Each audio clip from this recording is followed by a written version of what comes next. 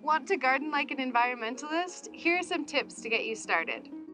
My name is Nika Linn. I'm a botanist, a CSU alumni, and the founder of Shea Flora Houseplant Company. For 5 years, I've been teaching people about some of the science behind keeping plants. This summer, I'm working with CSU's College of Natural Sciences Amplify Learning Community on their community garden, which I'm sitting in right now. So I thought I'd share some tips on how you can get started on your own. Tip number 1, consider adding ground cover in the form of mulch, dry leaves, or straw to your garden or pot in order to reduce erosion and protect your soil from evaporation.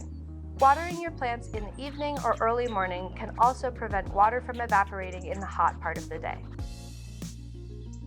Tip 2, build soil health by not over-tilling, keeping your soil covered, and by planting nitrogen-fixing cover crops such as clover. This is more relevant in larger gardens, but you can still practice it on a small scale. Tip 3, plant Colorado native wildflowers such as penstemon, blue flax, or prairie coneflower, which provide habitat for local pollinators. They are also lower maintenance once established. Water regularly in the first few years to make sure that you've got a good root system and that your perennials will come back year after year. Tip 4. Once your plants have flowered and been pollinated, it's possible that you can collect seeds.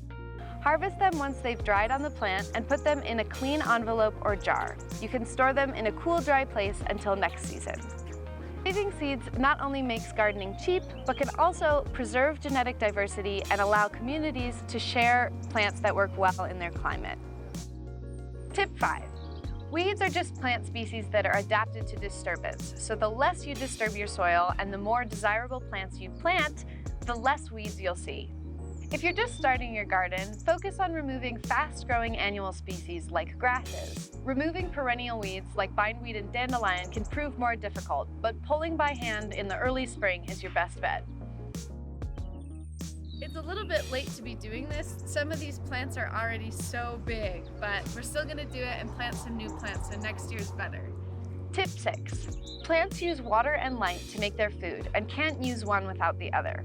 Figure out where your plant grows in nature and try to replicate those conditions as closely as possible. If you're not sure what kind of plant you have, Google Lens works fairly well to identify them. You can also ask me. Cornflower. Bonus tip, if you don't have space for a garden, keeping houseplants is a great way to connect with nature and learn the basics of horticulture.